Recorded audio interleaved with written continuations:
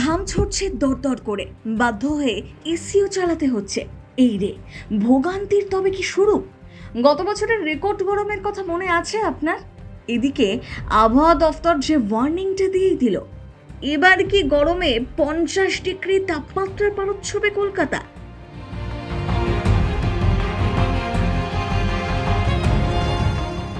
তবে এই জেলাগুলি আপাতত শান্তিতেই থাকবে, কারণ বৃষ্টির পূর্বাভাস রয়েছে। বাংলার কোন কোন জেলা ভিজবে আগামী কয়েকদিন, এক নজরে আপনার এলাকার আবহাওয়ার আপডেট জানুন।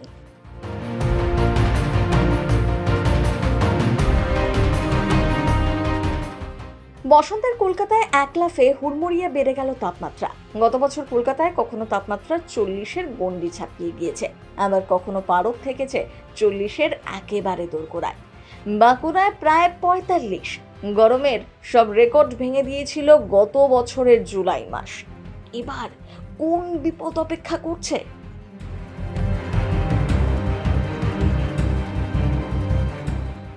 আবহাওয়া দপ্তর বলছে দক্ষিণবঙ্গে রাতের তাপমাত্রা বাড়বে। আগামী 2 থেকে 3 দিনের সর্বোচ্চ তাপমাত্রা 32 ডিগ্রি সেলসিয়াস থেকে 35 ডিগ্রি সেলসিয়াসের মধ্যে থাকবে। তাপমাত্রার সঙ্গে সঙ্গে বাতাসে বাড়বে জলীয় বাষ্পের পরিমাণ। তবে রবিবার পর্যন্ত বিক্ষিপ্তভাবে বৃষ্টির সম্ভাবনা রয়েছে, কিন্তু সব জেলার ক্ষেত্রে নয়। উপকূলের জেলা এবং পশ্চিমের জেলা বৃষ্টি বেশি হতে পারে। কলকাতা, ঝাড়গ্রাম, হাওড়া, হুগলি, পূর্ব বর্ধমান ও বাঁকুড়াতে বিক্ষিপ্ত বৃষ্টির সম্ভাবনা রয়েছে।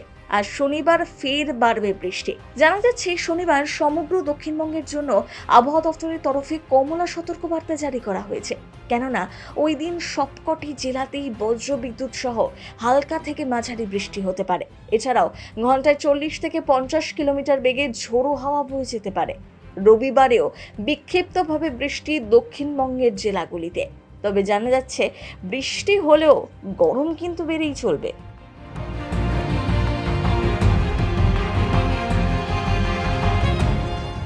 উত্তরবঙ্গে আপাতত বৃষ্টির সম্ভাবনা নেই, এমনটাই বলছে আবহাওয়া দপ্তর। শুষ্ক আবহাওয়া থাকবে উত্তরে। এই সংবাদ মাধ্যম থেকে এমনই তথ্য পাওয়া গিয়েছে। সপ্তাহের শেষে শনি ও রবিবার পশ্চিমী ঝঞ্ঝার প্রভাবে অল্প বৃষ্টির সম্ভাবনা উত্তরে।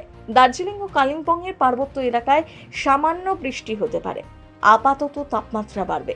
সর্বনিম্ন এবং সর্বোচ্চ 2 তাপমাত্রায় বাড়তে পারে বলেই অনুমান আবহাওয়াবিদদের। ফলে শীতের চাদর ছেড়ে এবার ধীরে ধীরে গরমের হাঁসফাঁসানির দিকে যাচ্ছে রাজ্যের আবহাওয়া। রেডি হয়ে যায়। তবে এবছর সর্বোচ্চ পারদ কত ডিগ্রি ছুঁতে পারে তা অবশ্য এখনো জানা যায়নি। প্রথম বাংলা ব্যুরো।